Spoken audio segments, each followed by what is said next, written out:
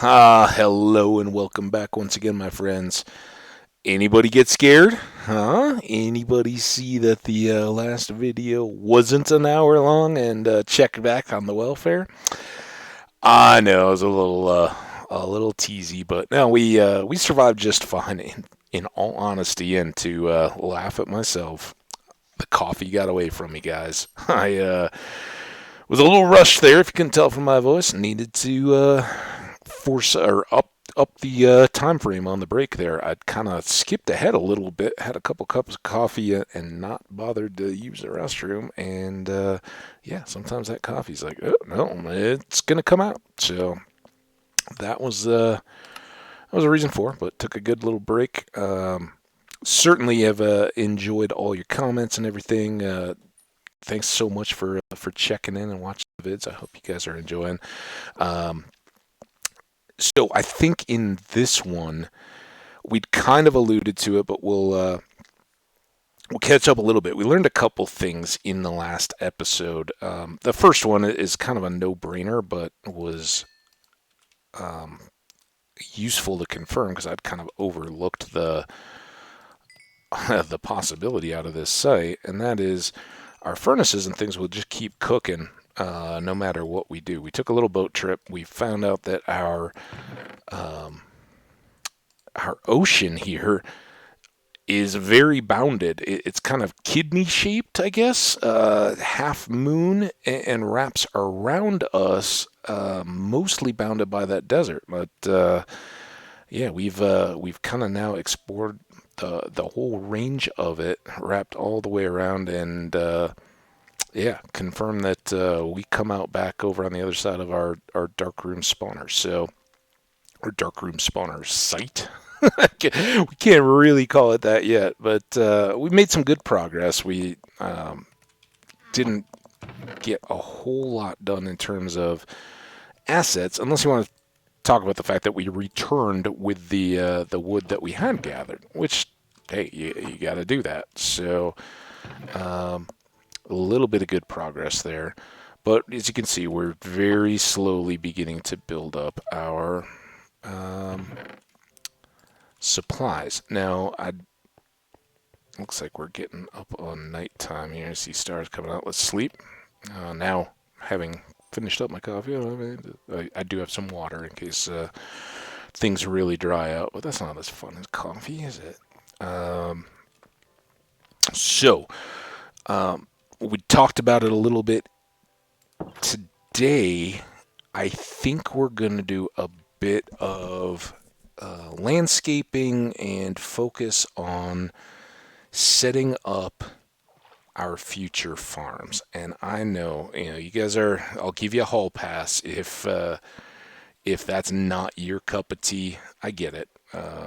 It can be a little bit old, but maybe click through a little bit, watch as we evolve, because I don't know exactly how everything's gonna end up playing out.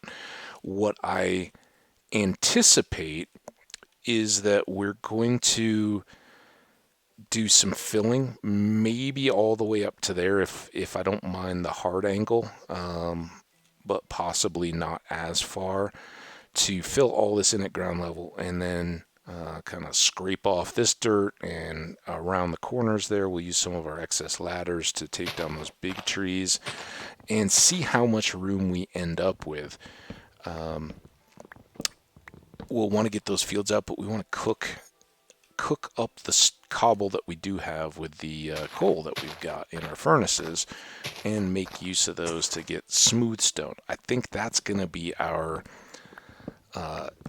answer to the cobble for our structure there that is visible from home. Yeah, it'll always be kind of a ghosted in image, but it's something we'll be visiting enough that we don't want to have it just be hideous each time we go by. So we'll kind of leave our temporary sugarcane farm here as we go, but eventually this will kind of be sitting in the midst of a big plain. And like our friends in Holland, um, famously in the Bay Area earthquake in what, '89, I want to say. Um, there's a lot of coastal areas, cities in the United States here and around the world that reclaim a lot of otherwise land below the water table by fill. Land that or dirt that you've otherwise extracted from other places. You just reposition in shallow bays, and hey, you've got arable land, usually with a whole bunch of water, pretty accessible. As long as you can desalinate and whatever. Um, so what we'll try to do here is make a little progress and continually cycle back to our little dirt and stone home over there to check on the progress of our smooth stone as we go. Now, I like having clay. It's good to have some here, but I think we'll go elsewhere if we get to the point of needing it. I don't think it's worth it to have to dig up more dirt just to fill in holes that we're about to make from more dirt or moving clay. Don't want to make work for ourselves. If we were suddenly seeing diamonds underwater here, that might be might be something to make us rethink. But yeah, here's our deal. And we did have all these. Let's make this a full run here, because again, building up the darkroom spawner is certainly important. We want to do that. Let's go check inside, gather up some of this nonsense. We'll get ladders. We'll check on the cook. And too early, I'm feeling rushed. Saplings. No, that's not where sticks go at all. Sticks. Seeds. Logs, we can use those. Grab the ladders. And let's go ahead and make a new axe.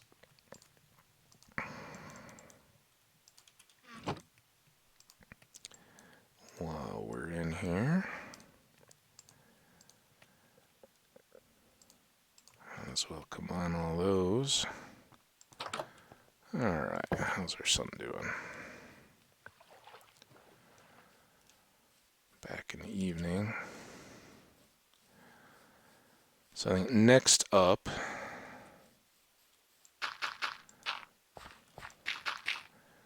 we just temporarily make this our sugar cane while we're more focused on the plane.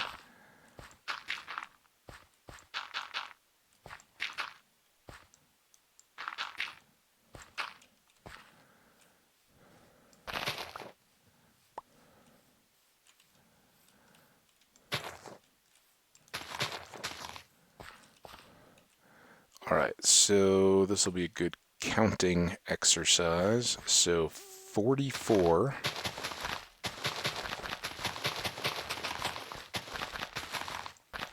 This one. Oh.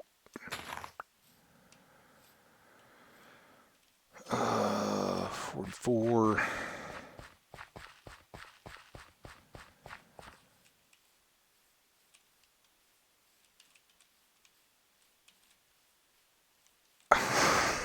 Wow, this is awful.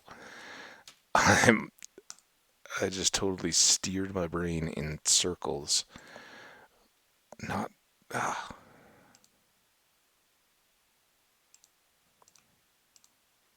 26. That was awful. I totally had to go to the calculator. I was just trying to pull that off and get the remainder. So this is a 26 long deal.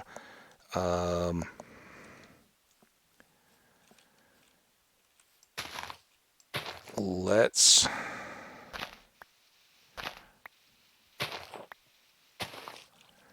1, 2, 3, 4, 5, 6.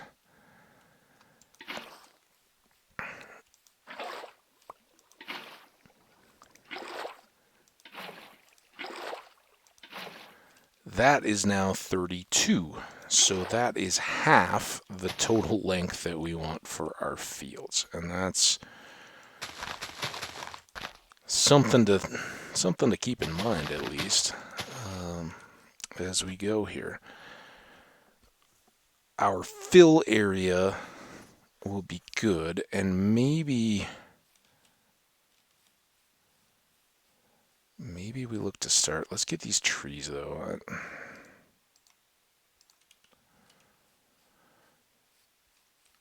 would rather...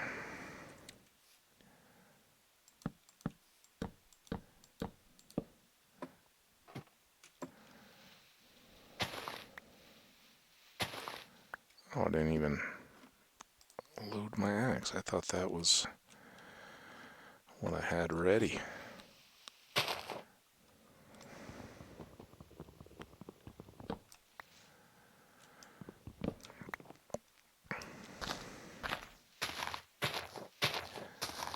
Nice if you have the, whatever it is, fancy textures or whatever, you can actually see through the blocks, which is huge.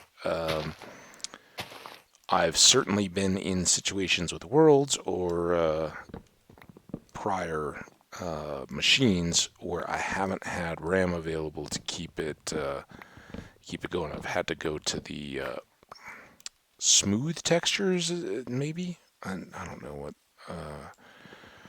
the graphics are called, but you can push Minecraft a lot harder being aware of what textures and graphics the game is trying to use for you, just by simplifying that down. If your machine is older, doesn't have enough extra RAM to throw at the game, where you can kick it up to 8 and still have enough left to use your machine. Remember, don't use... I would cautiously say a quarter, unless you're really familiar with administering your machine and allocating stuff.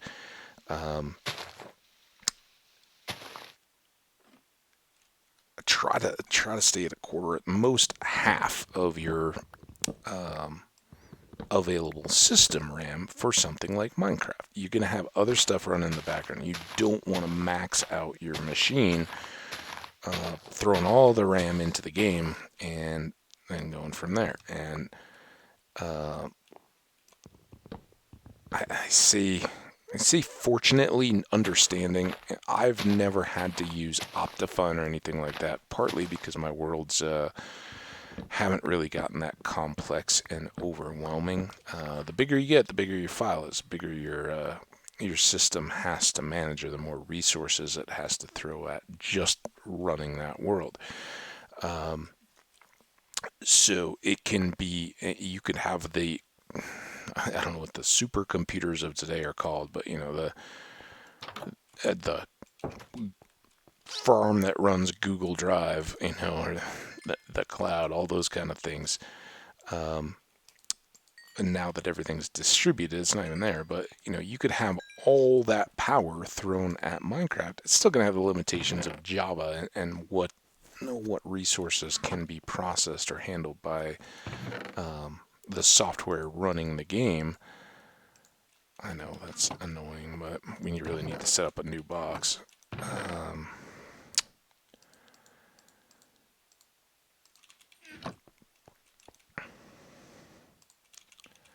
But it's alright.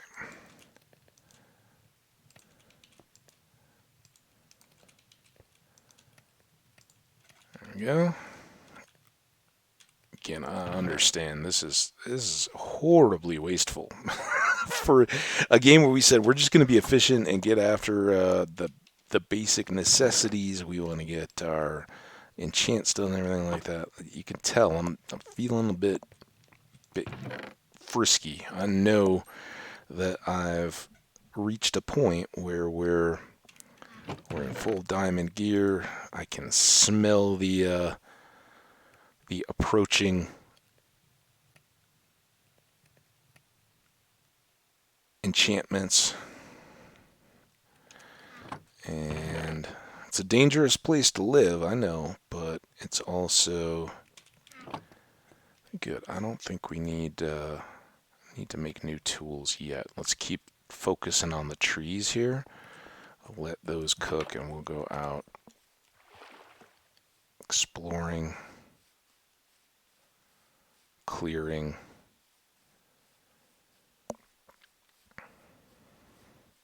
Now it's going to be this hill that we'll really have to deal with clearing out. All this stuff is going to be in the way, right? We can kick that way and get a lot of real estate to work with, but we need a lot, so we'll need to keep pushing here. Now this is some of our cavey area from earlier. I think we've come along that we can now manage that, but we want to be aware a creeper could come strolling on up out of there at any point. And again, if we're not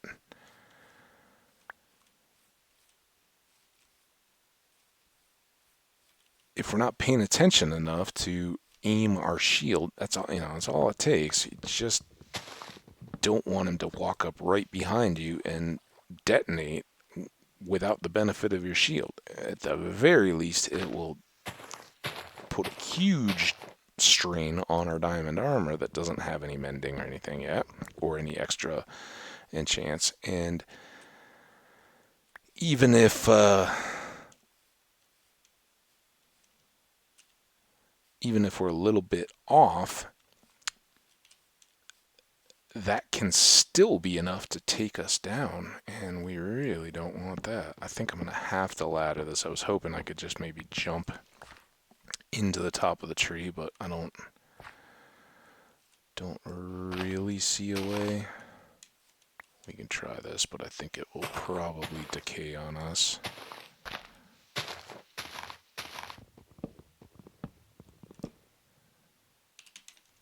Ha ha ha. Take that, you ladders.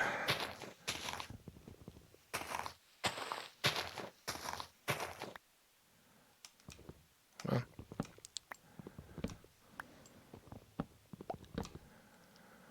see any? Again, this is where the more resource intense graphics are nice, because you can see the sky through and know that you're not missing any of the blocks. This ties down. This is where we poked into this tunnel. Oh, I don't even have torches up. This is dumb. Don't go playing. We'll use another cooking session to maybe go clear out that cave before we scrape off all the land around it.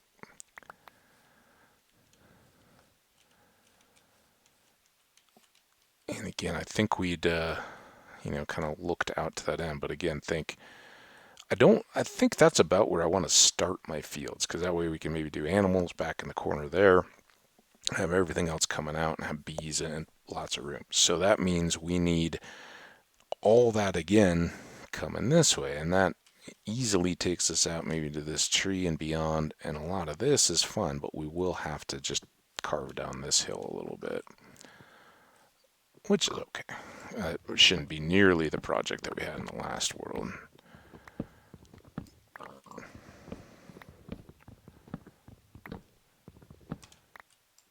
And again, we won't do all this at once, because I think we're going to cook up our existing supply of cobble or our existing supply of coal pretty quickly, and have to go resupply all those in between as well. So plenty to keep us busy. But this should transform our landscape a little bit.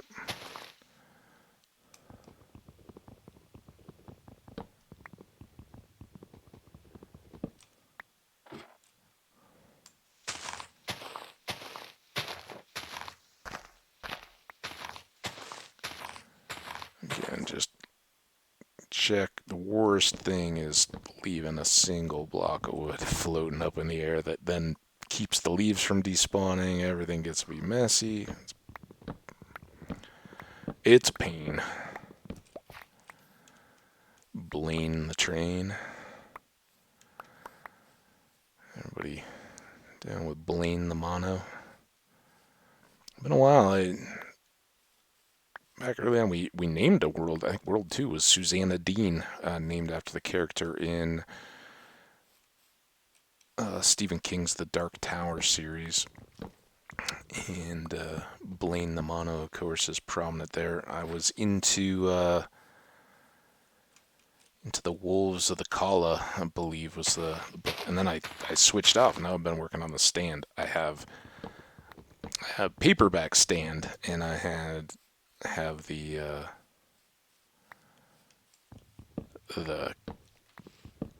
Dark Tower series on my Kindle, and there's a couple. Stephen King, a lot of his stuff is kind of cross-reference. It's this multiverse of characters and creatures that just happen to touch onto one another. And there's a few places where the Dark Tower connects with the world of the Stand, and it's really well done. That's why he's the master of modern American fiction, or horror at least. It doesn't feel too gratuitous,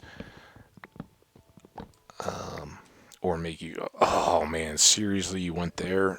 But what it really did was make me go, man, I've read The Dark Tower here a few times. I haven't read The Stand in a long time, and kind of got the hunger up. So I've been flipping pages, real tactile paper book. I know I have a lot of books, but reading The Stand that way, and my Kindle has kind of sat just on the charger for a while. So I'll get back to The Dark Tower again. I know it's another great series, but. Yeah, I've been plugging away on the stand. As I've said before, and this kind of inspired one of the recent splash screens, was read more books. And I try to talk about reading a lot. I love to read. I know there's a lot of you out there that do as well. It can be tough as a younger adult. People that don't like to read will often disparage it, or disparage you, like, man, why would you just want to read a book? There's like homework stuff. I'm not going to make judgments about why people would say those kind of things or have those feelings, because I can't relate at all. Never have been able to. I mean, you can go back so far in my life. I think, as I've said many times before, my mom, when we were very young, my mom would read to us at breakfast before we went off to school. When we were young kids, she was a stay-at-home mom and former teacher. That was her profession. As she was a young woman, and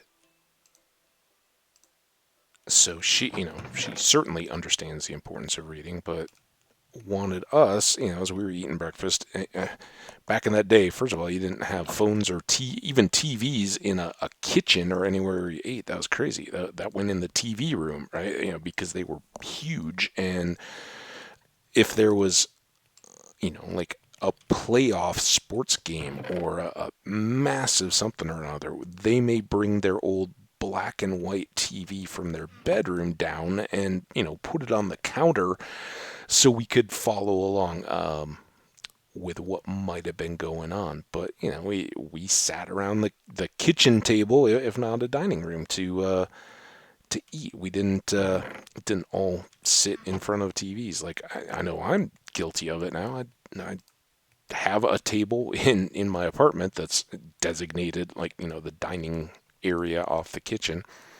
Like, I've eaten one meal there in 4 or 5 years now. It's I eat in my living room area, usually with a TV on. Even if I've got guests over, usually, they're here to watch sports or something like that, so they come and hang out and, eat sitting around, but that wasn't the way we used to do things. And eating breakfast, as my brother, my sister and I, um, while we were getting ready for school and eating, she would read stories to us. So even before I had the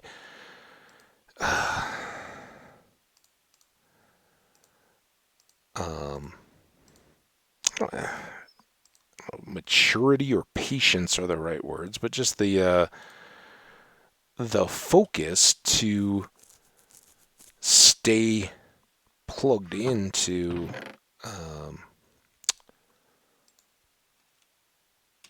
reading that long. So maybe attention span is the right deal. I don't know. Whatever, whatever. And before we had the reading level, how about that? To read those books, we were already getting introduced to great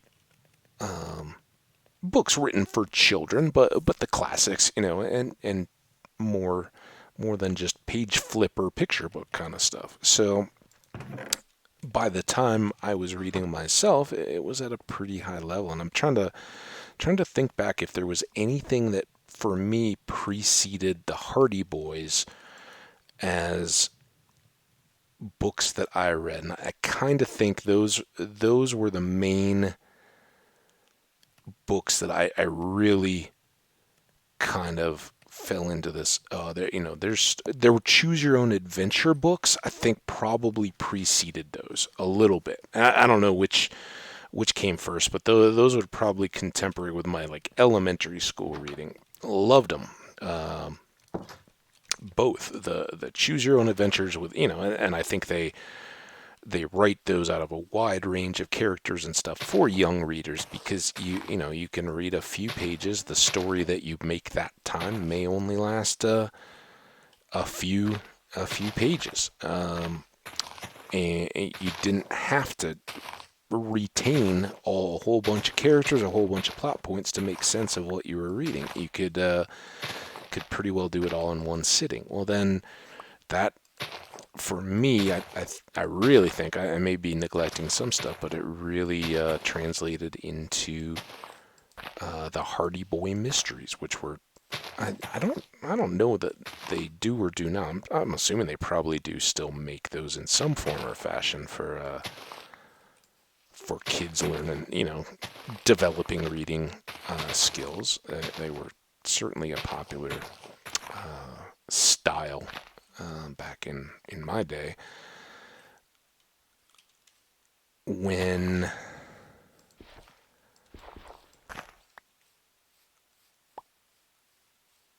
I was reading those, there were a lot in the school library kind of stuff that you could go and get, but, I'd also get some for birthday gifts and that kind of stuff to read and have.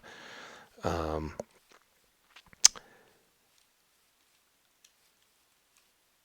I kind of feel like there were a few different eras, and at that point they hadn't like started rewriting the entire series, so you would still get the oh boy, Frank and Joe Hardy. Were those the boys? Let me know in the comments if I'm right or not. I'm going to go check, but I think those were the two main characters, the Hardy Boys, and their mystery agents or detective agency or whatever, right? And their dad, I believe, was a police officer. Again, check me if I'm off track here. Now, if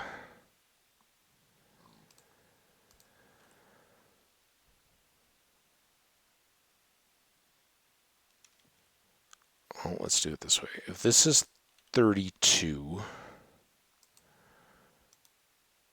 and then 33, if we dig until we fill this up, we should be at 64, right? I wasn't completely joking when I said the math is almost more scary than the mobs.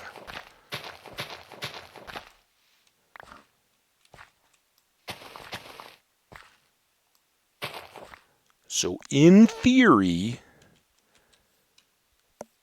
that's our full run, right? And we can just, oh Well, let's just temporarily set this all up as sugarcane. We'll switch it out eventually, but that defines how far we need to push back for all the rest of our fields.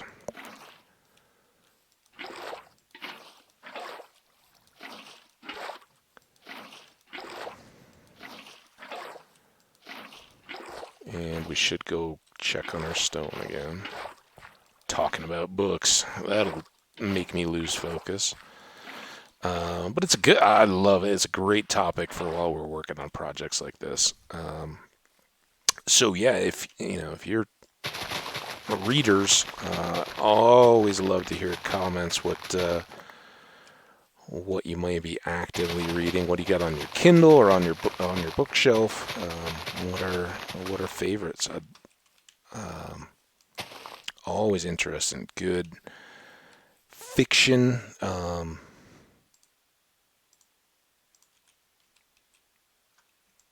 Well, let me get these planted. We'll go back and check the stone. We'll kind of follow along my main reading interests as we go along here, and that's all we got. Close to enough. I think we got enough back in the cabinet there to load these up.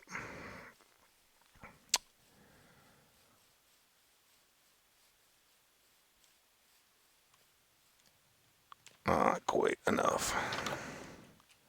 That should be our next. So these are still going at least. Man, again, right about the same point. That must be my attention span. Speaking of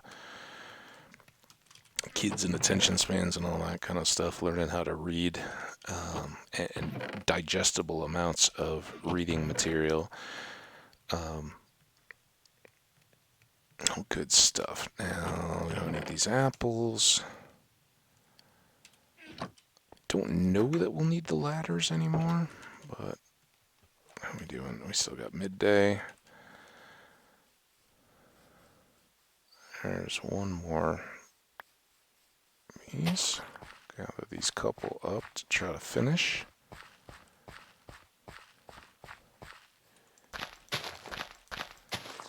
Alright, that should fill our needs for sugarcane.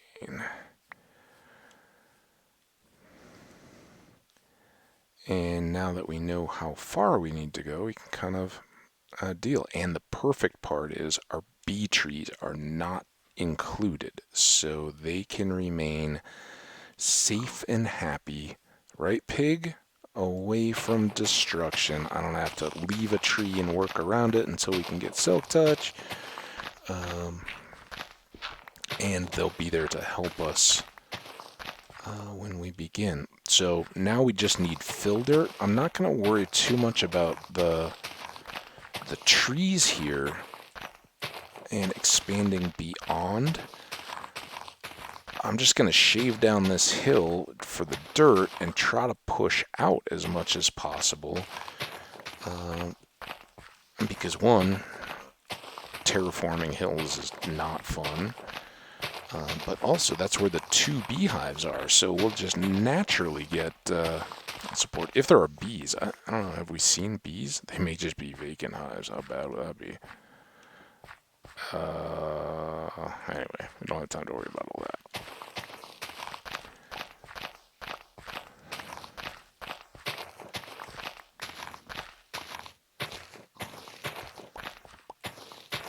If we do see any of the bees bumbling around out here, we should I'd put those few poppies away. We should be ready to try to breed them, just so we can naturally. Let's go get these flowers. Just so we can naturally increase pollinators for ourselves.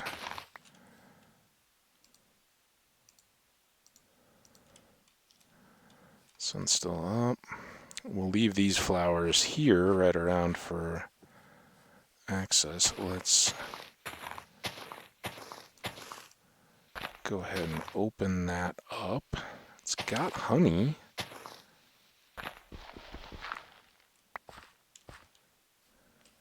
An apple. I don't know if they're stuck. Anything like that, but I don't recall having seen a lot of bees right around us.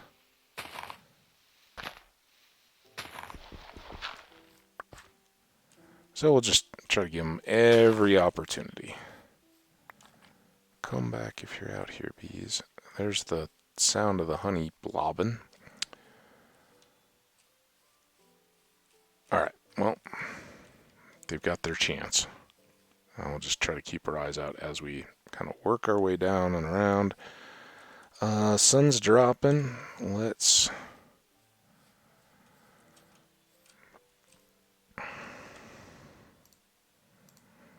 go and work our way back with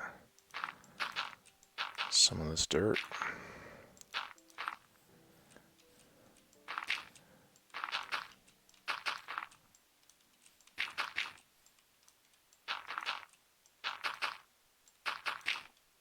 This is another way that I will likely put myself at risk, but I absolutely do not want to deal with that. Nope. Oh, man. Let's go home. Check our stoves. That's our real purpose here. Anyway.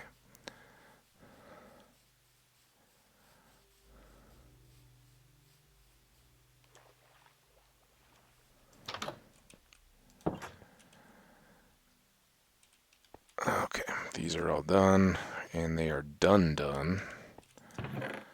Apple seeds away.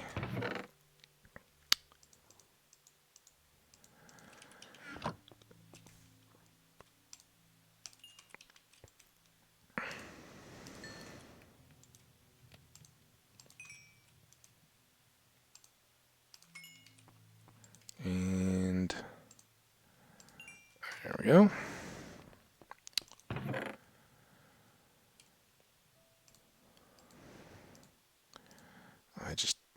These split stacks are kind of infuriating when they keep spreading stuff out.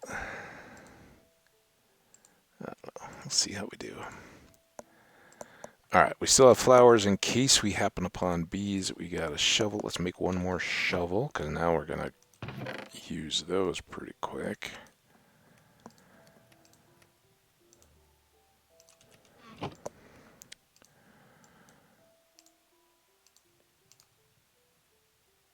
The mystery of the unquenchable music of Minecraft continues.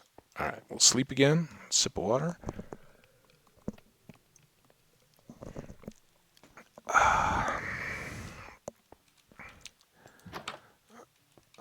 We got some friendlies out here.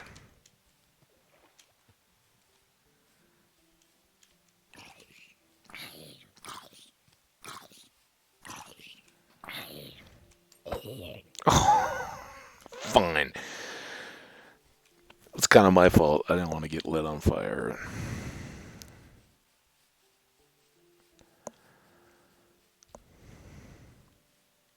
See any bees? I see a zombie out there, but I don't see bees. Oh no. Alright, let's take this down.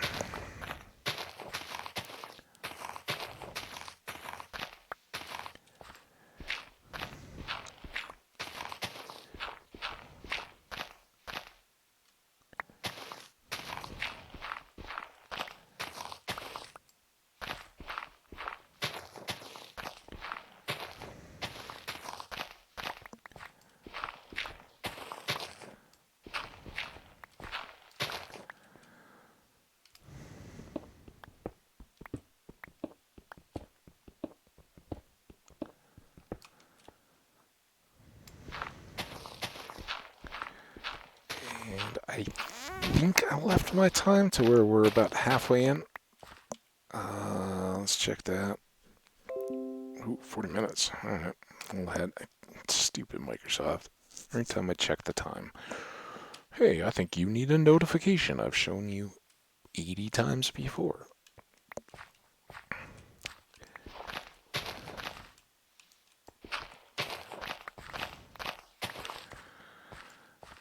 Alright, now...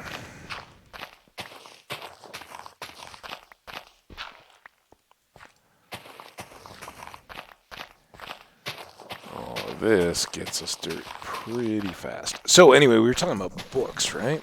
That was our kind of fun background filler topic. Some of you guys may be rolling your eyes.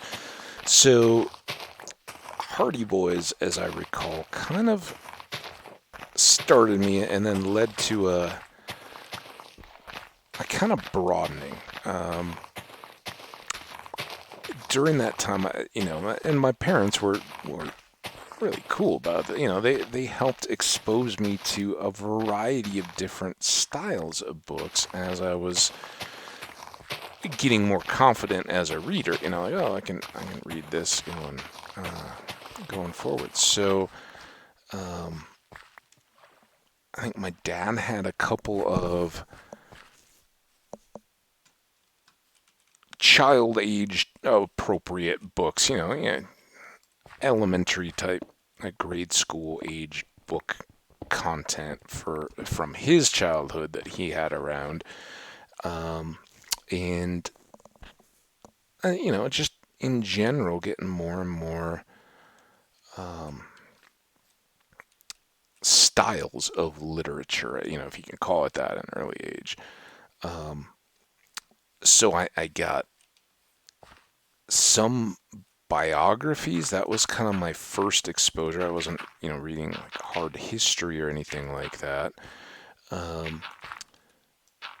And I've talked before about a book called Reach for the Sky, which was about a British airman. Now, this was probably a little jumping ahead a little bit, but it was such a favorite book of mine that it gets place of pride. I get to hype it whenever I can. It's probably, I did get one off Amazon years ago in a paperback, which was a kind of condensed or abridged version. They chopped it down a little bit, which I wasn't thrilled about.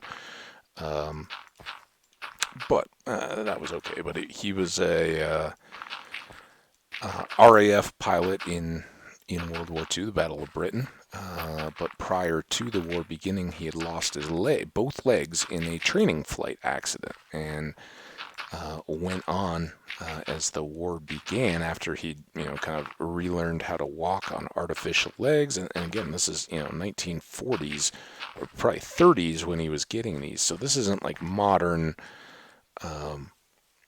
limbs, but it was at the time that replacement limb technology was coming along. You didn't just get a peg leg anymore. You got articulating legs of aluminum, things that weren't so heavy you couldn't move, but were 27 left seems to be our wheelhouse.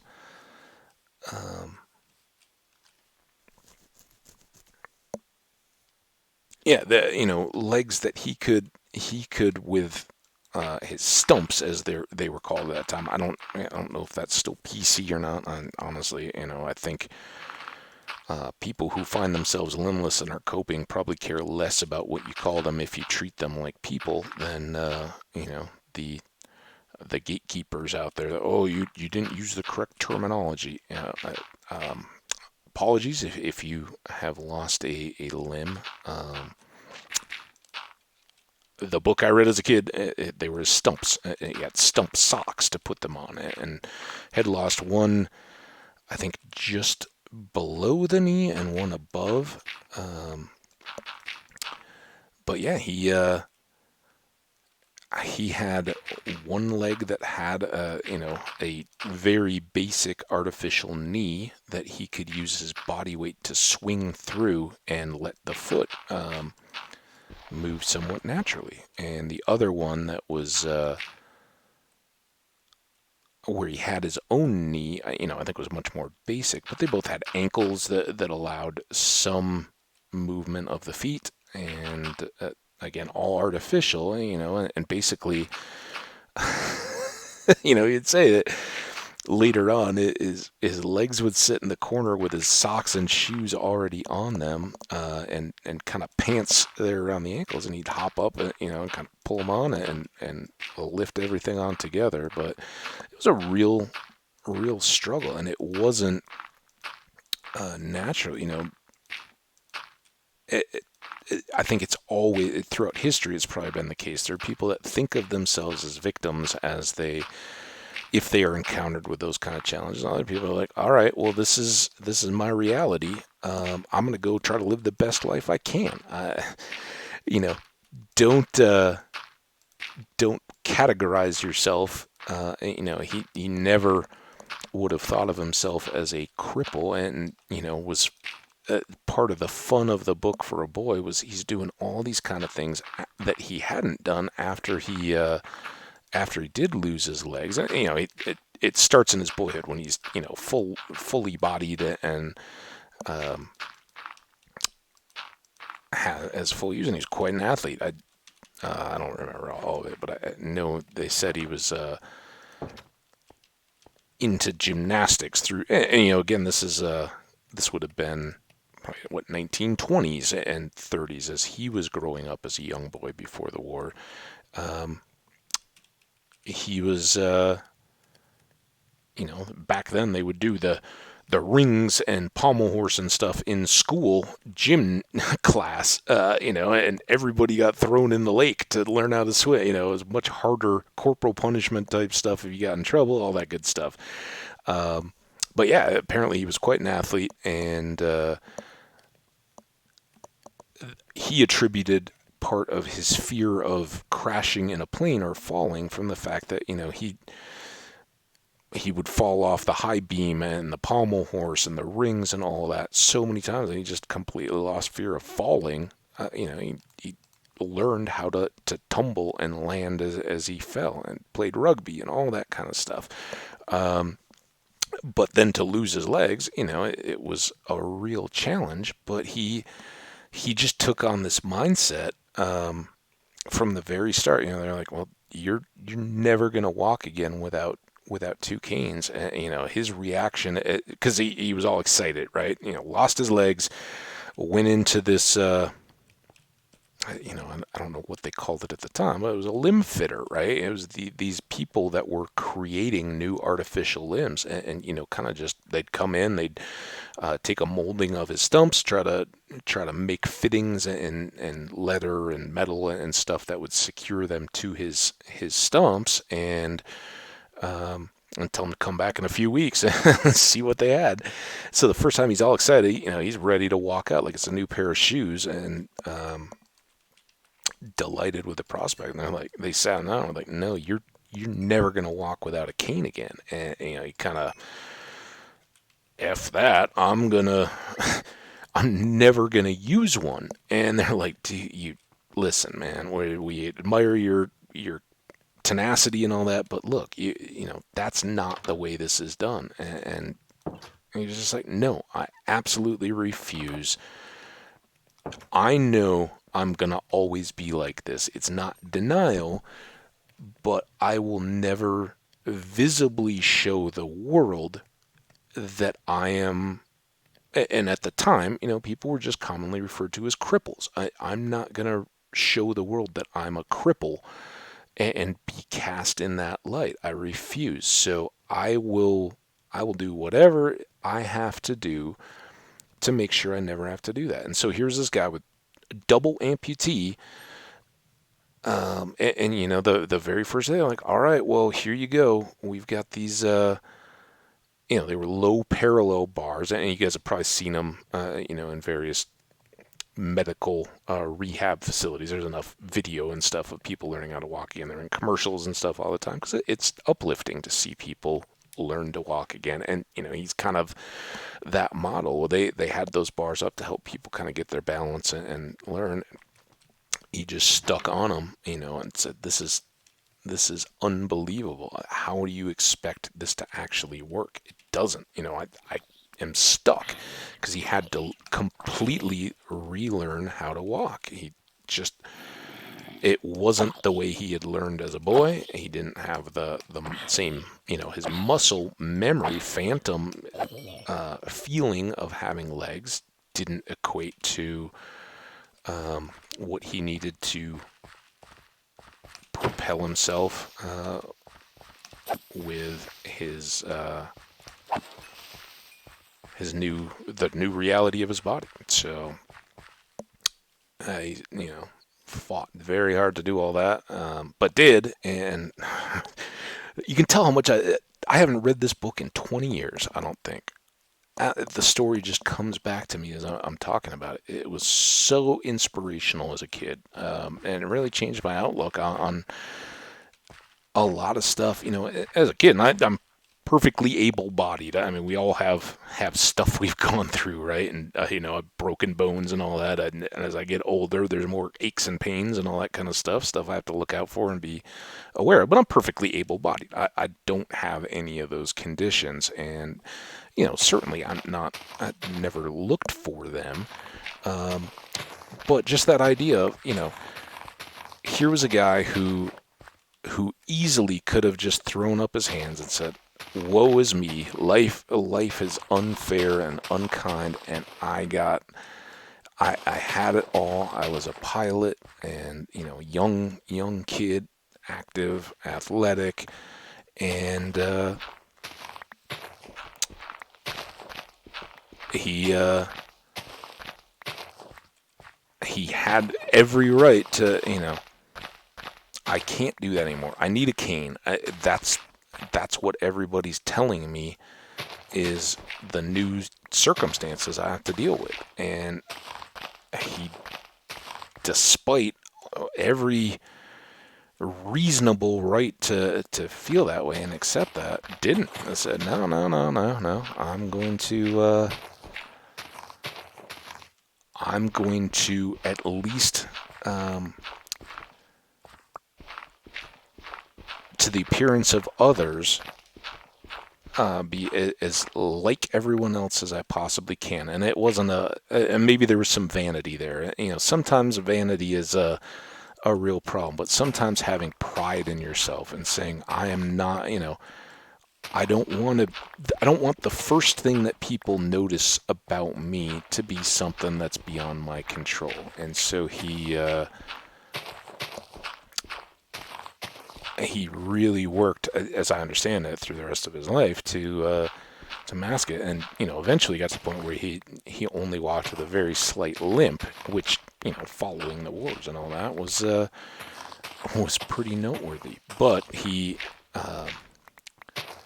despite an RAF that was like, no, there's no way you can fly again. You don't have any legs, crazy. You're not fit for duty. And he's like, no. My legs don't matter at all. I'm in perfectly good shape. And, this was a few years later, but he had been devastated that the RAF welcomed him back, but said he was only fit for desk duty. And he's like, no, my country needs me. I have a skill. We are in desperate need of pilots. Get me up there. This is bad news. And eventually, got that chance, became a very successful pilot, and certainly, contributed as much as others without having made the ultimate sacrifice. Went on to serve his country honorably, and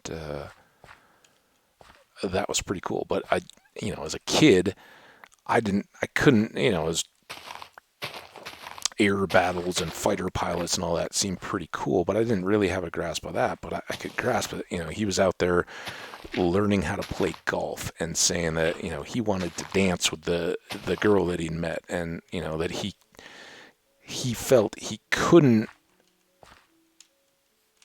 ever settle down with a woman that he'd known before his accident,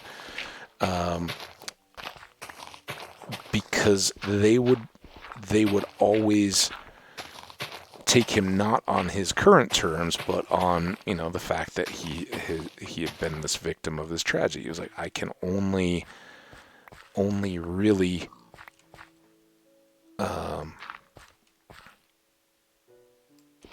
only start fresh, only really find somebody that I can spend my life with if she takes me at face value for who I am going forward, not who I was or could have been or anything like that. And as he's very early in mastering these legs, and had a friend that had picked him up and had driven him, they ventured out, or maybe it was his mom or something. Again, a long time, I don't remember all the details exactly, but somebody had taken him to this coffee shop, and he sees a girl across the way, and he's like, shh, hold on, and kind of without saying anything, or drawing any attention to it, wanders over to this random girl and is like, hey, I want to take you dancing. Will you go dancing with me? And that was kind of the deal back in the day. There was no, well, there's probably movies and all that, but you'd much like today, but it was a couple's, oh, there will be dances at this Friday night or whatever, at a church or a social hall or whatever, and there would be live music because that was kind of the way you did it. So you go to a band and all that. So he like stumbles over and is like, hey, or doesn't stumble, but like kind of lurches his way over and says, hey, I'd like to take you dancing. Will you go out with me Friday night, effectively, whatever the terminology of the day was, but asked this girl out. And she's like, sure, yeah, I'll go dancing with you. And then he, the story is he goes back to the leg guys, and he's like, all right, so we got to wrap these up because I got to take a girl dancing at the end of the week. And, he manages it, and, there's all these anecdotes. It's well written in a lighthearted style. How, later on she's like, yeah, I didn't dare tell you that you were standing on my foot the whole time. It was his first time out dancing. The woman ends up being his wife, and all works out kind of storybook in that way. And again, it's written for kids, so it's not super deep, but was not lighthearted either. They didn't anticipate, or back then they didn't worry about like, oh, kids can't handle the fact that this guy went out, because all the kids in the day, everybody that he was writing for, grew up in that era. That, hey, there's a war going on, and you, at a certain point, you can't mask the truth. Kids know what's going on. Hey, there's people have to defend us, and some of them will have to sacrifice and won't come home from that. And it was a lot of parents, tragically. Obviously, war is tragedy. World War II was devastating to the whole world. But yeah, it was written in a way that I think often gets lost when people go, I'm going to write a book for kids. So that way I have to write it to this particular level. And I'm sure there's experts that, know a lot more than I do about any of that kind of stuff. But I do think as a kid, I responded very well to things that weren't necessarily written for children, but had topics that interested me. And I kind of pushed forward there. So I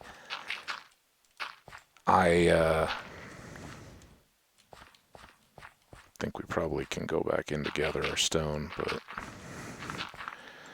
and we probably need to wrap up this episode. I mean, we've got about 10 minutes.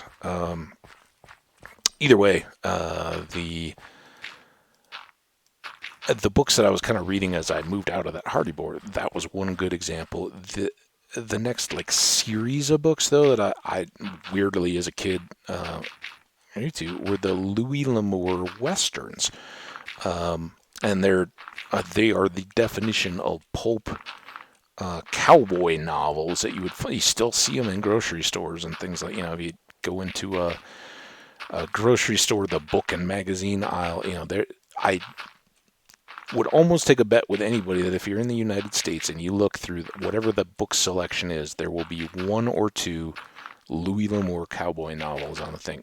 Elmore Leonard I never knew of until frankly, until the series Justified came out. But he was another one. Wrote, stories of cowboys out on the plains. And so as a kid, that was kind of the next genre that I got to. And, these novels are half written for housewives looking for the romantic image, but for a boy, it was about the gunfights and the survival. And here I am, probably a Boy Scout, Cub Scout, or a Boy Scout by that age, and I'm associating to riding the horses and camping and finding your way out across a desert and some of those kind of things, or surviving, and the things that he wrote in to those resonated with me. I didn't even, it was so sanitized a style of romance that today you wouldn't even think of. It was totally PG. But yeah, sure, the guy always got the girl, right? and that was a kind of swashbuckling role, but had lots of story elements that I could get. And some of his books were certainly a lot of short stories, certainly, but a lot were novel length and a lot were short stories that fit into series and expanded a universe where there would be a family over a historical period. And his light, story-driven historical fiction style drew me into history and drew me into classic literature. From there, it was a very easy transition. I'm going to check the time here as I'm kind of wrapping up. An hour and one, so we're right there. That drew me into historical fiction. We'll talk about some of the classics and things that I looked at or looked to a lot in our next episode. But I want to thank you guys so much for tuning in. Oh, wait, let's get this saved and out of the way. I want to thank you guys so much for coming on in. Cow tools. Okay, yeah, cow tools. Definitely cow tools. I realized I was masking that as the thank you. I was just going into Save Out the World. Cow tools is the little splash screen. Well, I guess cowed, if that's our enchanting measure, we're getting there. We'll keep plugging along here. Our sugar cane should be ready. That will have us ready to make our library books, and we can go get one more piece of obsidian. We could theoretically make one enchant, although I'd like to bust up a bunch of levels. So we'll probably have one more episode where we talk a little bit more about books, finish up some terraforming, get some sugarcane out, and see how many fields we can get kind of roughed out in the ground, and then maybe go back to adventuring, monsters and caves and all that good stuff to see how much XP we can rack up to do our first bit of enchants, as we then turn our focus to sustainability in that regard by making the dark room spawner and the rest. So that's kind of our plan going forward. Recap: lots of terraforming here. Sugarcane is mapped out to a 2-channel 64, which defines the length of our farms, and I've just kind of been getting dirt to fill. Idle chit chat. Hope you guys enjoyed. If you did, likes and comments are always greatly appreciated. Subscribe to know how many more videos will come out today. You'll see them all show up, and we'll catch you guys back here for future videos. Until then, take care. Have a good break. Eyes, brains, bodies. Remember to take care of them all. You know the rest of the drill, and we'll see you back here for the next one. Bye now.